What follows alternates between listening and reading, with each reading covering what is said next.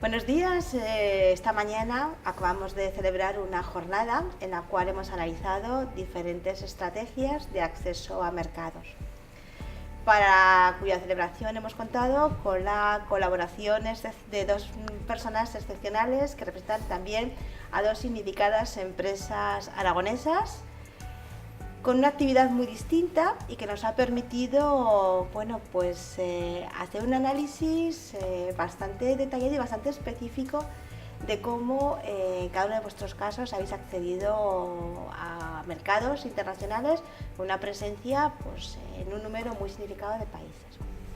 Se trata de la empresa Trango World, representada por Rafael Laudín, su director internacional. Empresa que es líder en el mercado nacional y en ciertos mercados internacionales también, en lo que es equipamiento deportivo outdoor y que tiene presencia, está exportando a más de 37 mercados. Así es. Así es, ¿no? De momento ahí estamos. Bueno, por presentar a las dos, la otra persona representa a la empresa Time Vesel en este caso. Se trata de una ingeniería frente a la empresa de consumo, representada por su director comercial, Luis Monge. Y yo ahora lo que os quiero preguntar es, en ambos casos, cuáles han sido los factores determinantes a la hora de elegir vuestra estrategia de acceso a los mercados internacionales. Bueno, por nuestra parte, las estrategias se analizan dos puntos clave. Uno es la cercanía, eso es muy importante porque influye directamente en el servicio, en la rapidez del servicio, que es uno de los puntos que los clientes más valoran normalmente.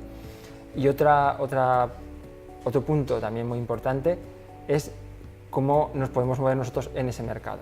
Entonces, allí nos podemos encontrar que seamos ágiles porque el idioma lo permite, porque la cultura es similar a la nuestra, entonces podemos ir de una forma más directa, que puede ser con agentes, y cuando encontramos algunos problemas tanto de aduanas, cultura y dificultad en el mercado, vamos con un distribuidor y de esta forma canalizamos todos nuestros esfuerzos a un único interlocutor. Eso es lo que hacemos básicamente, a grandes rasgos. Claro, esto al final se traduce en una matriz de decisión bastante compleja, ¿no? Donde hay muchos factores. Hay que analizar muchos factores. Al final tiene mucho peso el factor económico, tanto porque vendemos productos que tienen que salir de las tiendas en este caso, entonces el precio es un punto muy importante y entonces tenemos que tener en cuenta eso, ¿no? Lo que nos va a costar. A veces el coste no es directo en el precio de venta, porque el ir directamente también nos supone más esfuerzo en nuestras oficinas. No tener un distribuidor supone tener una persona más en nuestra oficina, entonces tenemos que valorar eso, tenemos que tener en cuenta lo que cuesta que el producto esté en la venta en el país. En Europa comunitaria no hay ningún problema, en sitios donde ya encontramos aduanas tenemos que tener en cuenta todo lo que supone una aduana en costes y en tiempo, una vez más. Y después, cuando vamos a países más lejanos, podemos hablar de Asia, tenemos que ofrecer productos que lleguen allí más rápido. Los que más rápido llegan son los que se producen allí. Entonces, tener también esa estrategia de cuando incluso viene ya desde el origen de cuando se hace una colección, de esta parte de la colección vamos a dejar la producción allí porque nos interesa ya estos mercados, y esta otra parte de la colección vamos a mover la producción a Europa porque tiene más éxito en nuestros mercados. O sea, la decisión no es únicamente una decisión de un departamento de comercial o de exportación, como puede ser este caso, sino que afecta a muchos más departamentos, desde el departamento de compras, del departamento de desarrollo de producto directamente. Entonces, eso también se valora y tiene un peso cada vez más importante. Entonces, en función de todo eso, tenéis agentes, tenéis distribuidores, estáis con implantación a nivel comercial en otros países. ¿Estáis viendo alguna evolución en el mercado de estas figuras? Hombre, la evolución la marca el hecho de que en casi todos los países están desapareciendo los clientes pequeños. Quiere decir, hace unos años hacía falta tener muchos agentes porque había muchos puntos de venta, pequeños o medianos, pero había muchos puntos de venta. Actualmente muchos de esos puntos de venta han desaparecido o han sido adquiridos por grupos y al final realmente para cubrir el mercado en un país, a lo mejor con tocar 3 puertas ya lo tienes cubierto y entonces si es posible, pues esas 3 puertas en algunos casos vamos nosotros directamente, a los grandes clientes vamos nosotros directamente, entonces donde había un país donde tenías antes 6 agentes, ahora con tener 3 y el resto pues hacerlo a través de centrales de compra ya lo tienes hecho. Entonces sí que es cierto que sobre todo distribuidores siguen haciendo falta porque las aduanas, las barreras de este tipo siguen estando, pero los agentes sí que es cierto que cada vez son menos necesarios. Bueno, en el caso de Taín es totalmente distinto. Vosotros hablabais de 2 colecciones al año con más de 100 modelos en cada colección. Los proyectos que desarrolla Taín se pueden dilatar en el tiempo durante, en algún caso, años, ¿no? Así es, eso es lo habitual. En nuestro caso, lo poco habitual es que un proyecto se desarrolle en una misma temporada. Nuestros proyectos son absolutamente plurianuales porque estamos hablando de grandes proyectos de inversión. Al principio, cuando nos presentabas, hablabas de ingeniería. Nosotros siempre nos definimos como suministrador de soluciones tecnológicas, en el cual podemos ser desde una ingeniería pura hasta una ingeniería con el 100% de nuestra fabricación. Depende de productos, depende de mercados, depende incluso de requerimientos del cliente. Pero de cualquier manera es muy raro que en nuestra vida comercial haya proyectos con vida inferior a un año. ¿Por qué? Porque es intrínseco al gran bien de inversión. Ha habido una cosa durante tu exposición que se me ha quedado grabada y es que vuestros clientes están en una ubicación geográfica mientras que los proyectos se desarrollan en ubicaciones distintas. ¿Esto cómo afecta a la hora de generar vuestras redes, vuestra estrategia de presencia en los mercados? Pues lo que esto conlleva es a que nosotros no podamos definir qué mercados fijos tenemos en cuanto a la instalación de nuestros productos. Estamos en el mercado de inversión y este mercado de inversión se mueve y durante unos determinados periodos de tiempo está en un lugar del mundo, durante otros determinados periodos de tiempo está en otro. Entonces, ¿cuál es tu problema? Es decir, ¿voy a seguir a este mercado? Sí, en cuanto a la instalación, pero lo que tienes que identificar es quiénes son los agentes clave en el desarrollo de ese mercado. ¿Quién es la propiedad que vaya a invertir en estos productos?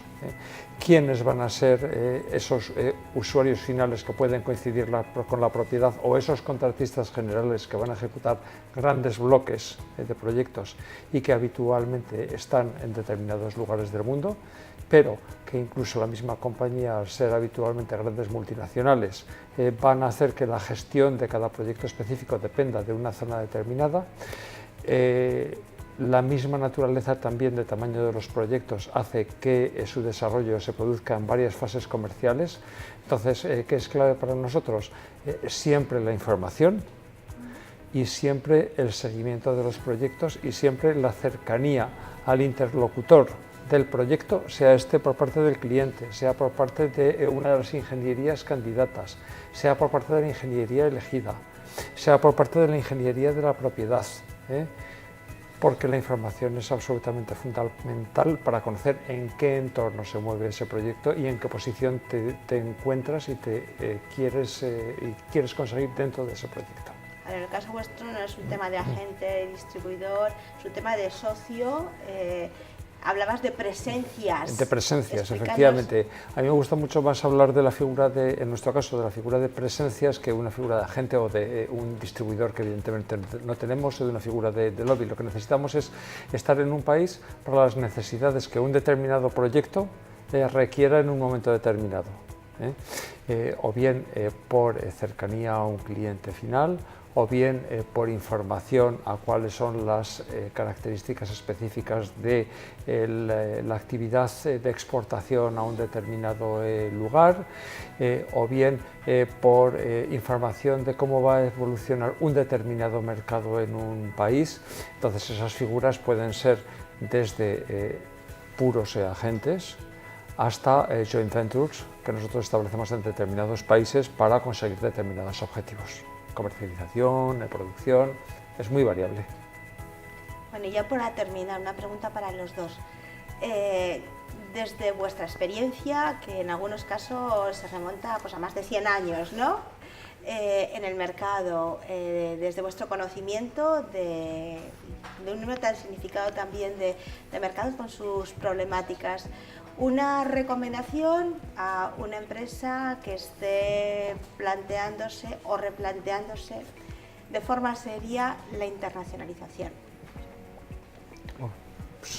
Difícil. Soy yo, dices, empieza tú. Bueno, es muy difícil dar una recomendación general. Evidentemente no hay una bala de plata porque los mercados son diferentes, las empresas son diferentes, entonces no existen soluciones generales. Sí que diría que hay una primera decisión que hay que tomar y es mantener la voluntad de la exportación. El resultado de la exportación no se consigue de la noche a la mañana.